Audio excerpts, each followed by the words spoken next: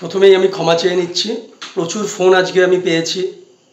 খুবই তোমরা প্রয়োজনে ফোন করছো অবশ্যই, কারণ আজকে 28 তারিখ, 28শে মার্চ তোমাদের লিস্ট প্রকাশিত হবার কথা ছিল বারাসাত কোর্টে। তোমাদের দুটো নোটিফিকেশান ছিল, একটা 26শে ফেব্রুয়ারি এবং একটা 28শে ফেব্রুয়ারি।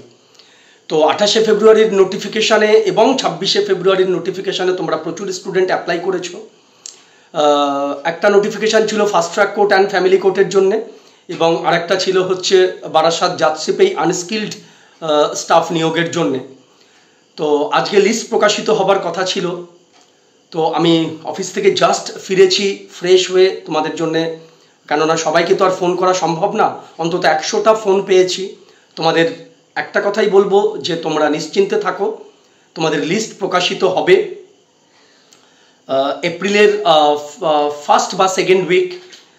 তোমাদের করাইজেন্ডাম নোটিফিকেশান প্রবাবলি ইস্যু হয়ে গেছে। সেখানে তোমরা দেখতে পাবে যে ফাস্ট ট্র্যাক কোর্টের তোমাদের লিস্ট সম্ভবত 10 তারিখে, এপ্রিল মাসের 10 তারিখে বেরোবে। এবং আরেকটা যে আনস্কিল্ড স্টাফের নোটিফিকেশান ছিল সেইটা কোনো ডেট দেয়নি, কিন্তু তাড়াতাড়ি বেরোবে। তো আমি তোমাদের আবারও নোটিফিকেশান বেরোলে তোমাদের আমি আবার ইনফরমেশান দেব। তো একটা জিনিস দেখে আমি একটু ফ্রাস্ট্রেটেড হলাম এবং একটু অবাকও হলাম যে তোমরা প্রচুর স্টুডেন্ট কিন্তু আমার উপরে ডিপেন্ড করে থাকো এবং আমাকে ফোন করো। আমি গুরুত্ব দিয়ে তোমাদের ফোন ধরিনি, গুরুত্ব দিই কিন্তু ধরতে পারিনি due to hectic schedule. Just office থেকে ফিরেছি, তোমাদেরকে বললাম।